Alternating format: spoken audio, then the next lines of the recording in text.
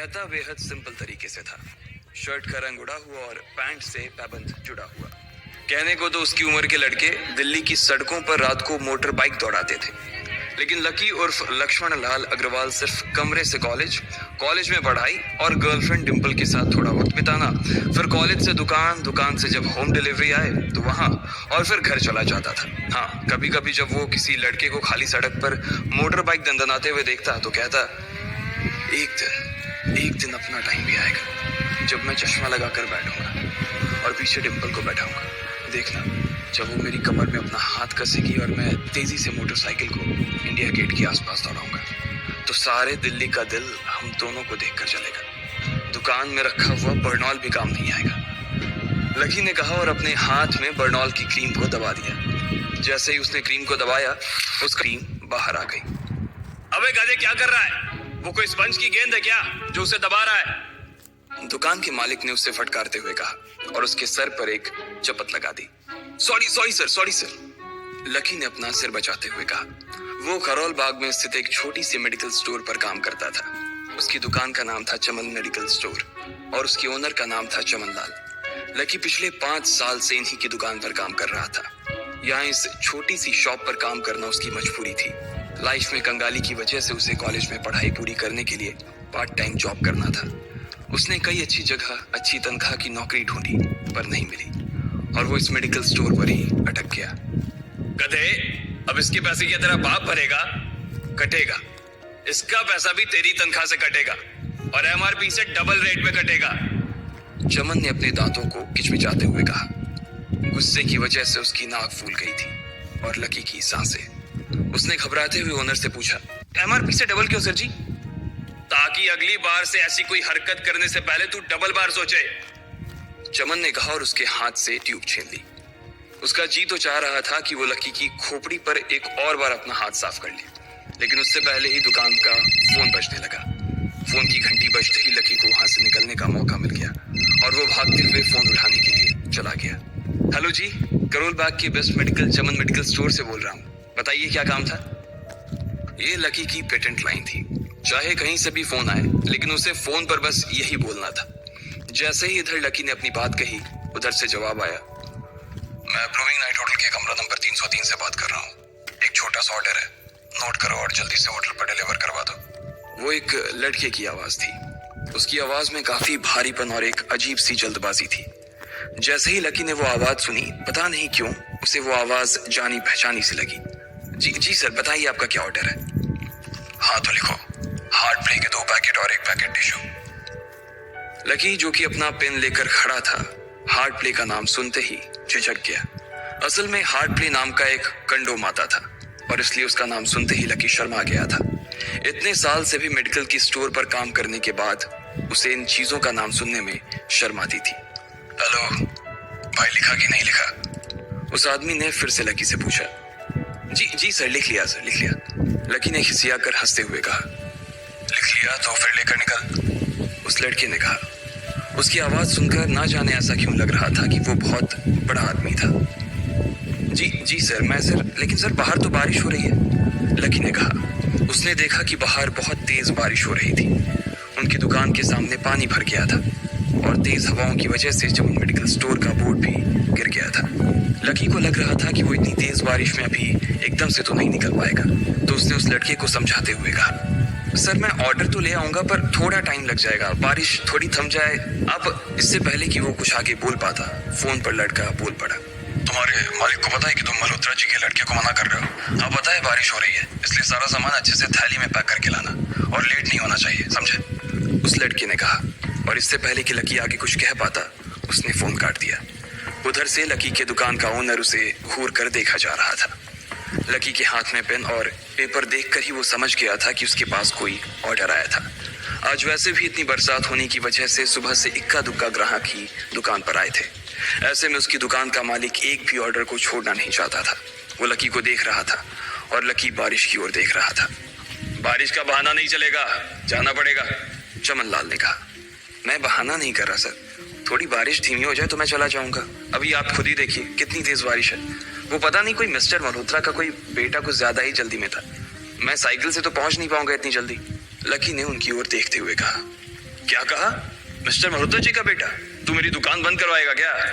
अभी क्या भी निकल उनका ऑर्डर लेके, वो हमारे बहुत पुराने कस्टमर है, चमन ने कहा।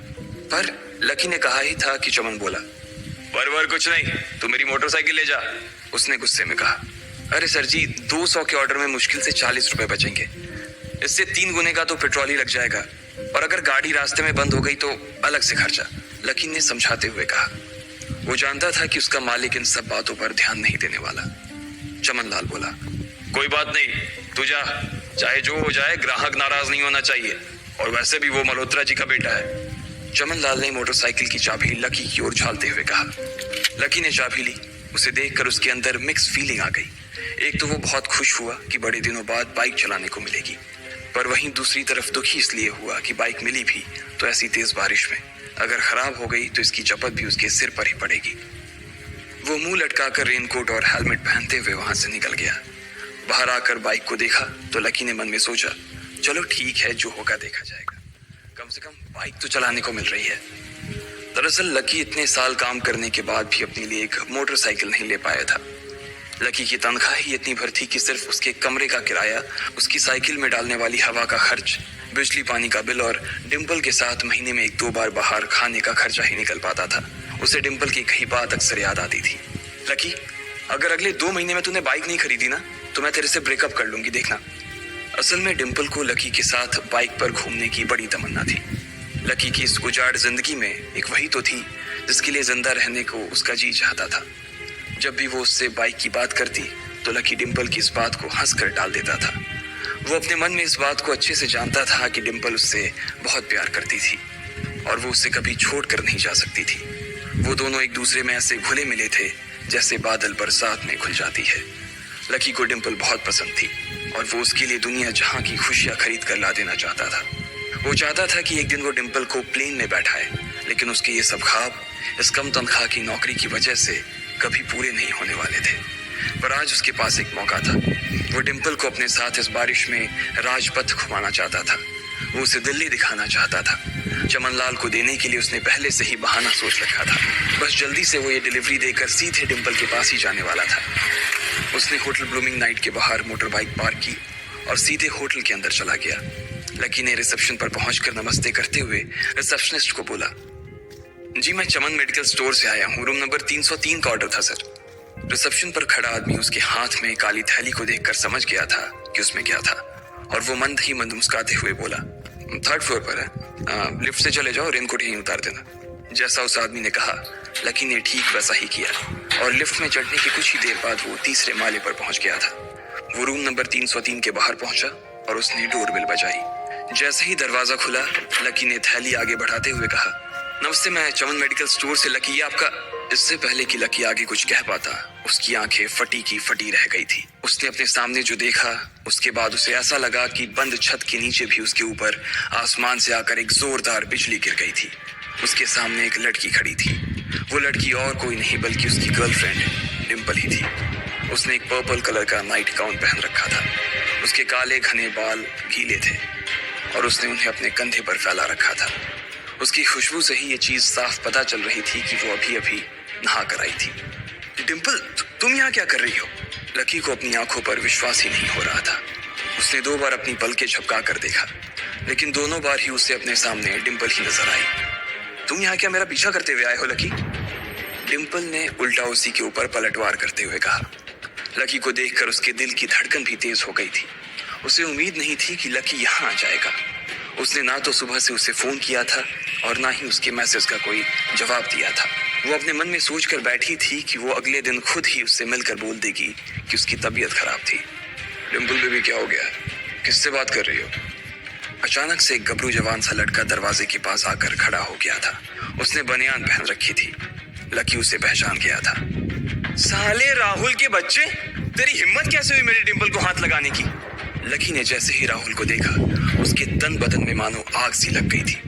वो उसे इस वक्त इतना बुरा मारना चाहता था, इतना बुरा पीटना चाहता था जिसकी कोई हद सीमा नहीं थी।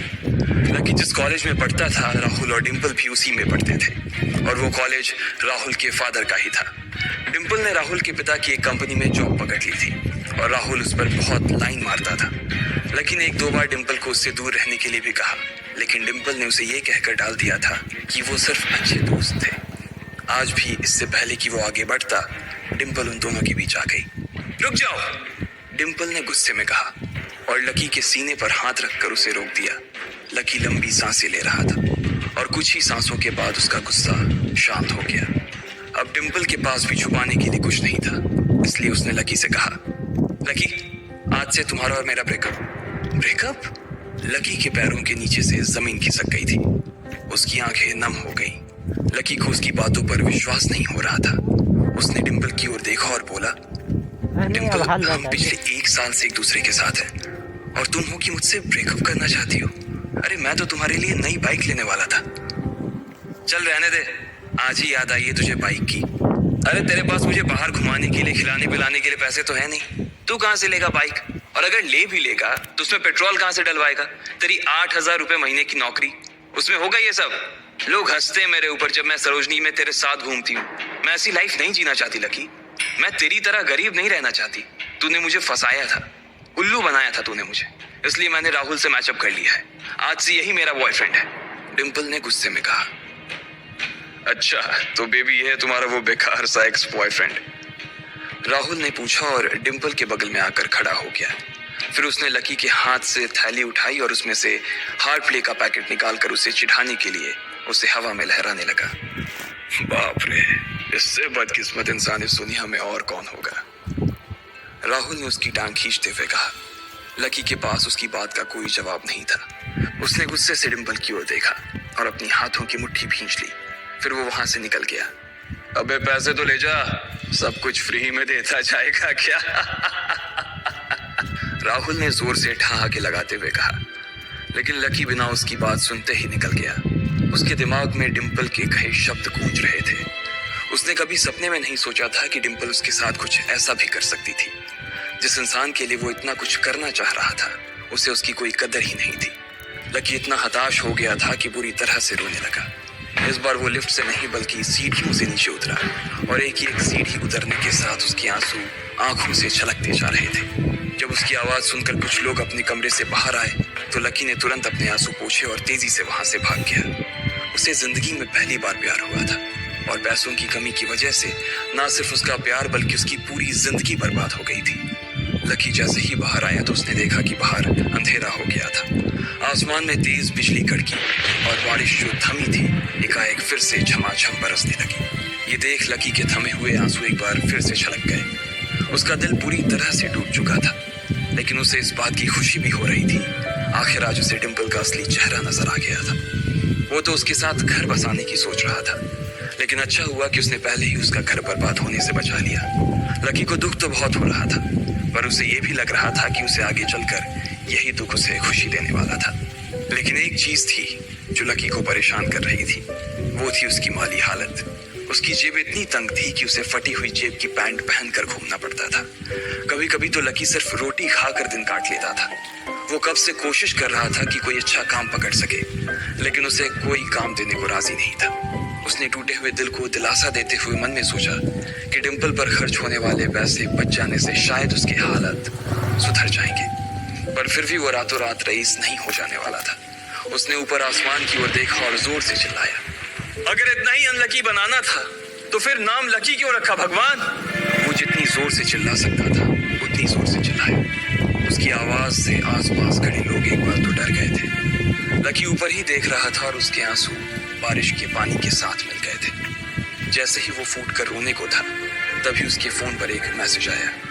जैसे ही लकी ने अपना फोन निकालकर उस मैसेज को पढ़ना शुरू किया, उसकी तो आंखें ही चमक गईं। अचानक उसके आंसू हंसी में बदल गए और वो जोर जोर से वहीं सड़क पर नाचने लगा। उस मैसेज में लिखा था, परिवार की रिसर्च और परिवार के निर्णय के हिसाब से अग्रवाल परिवार का वारिस लक्ष्मण लाल अग्रवाल उर्फ लकी ने गरीबी अभ्यास की परीक्षा को पास कर लिया है और आज से ही वो उस जमीन और उस जायदाद का मालिक हो जाएगा जो परिवार ने उसके नाम कर रखी थी।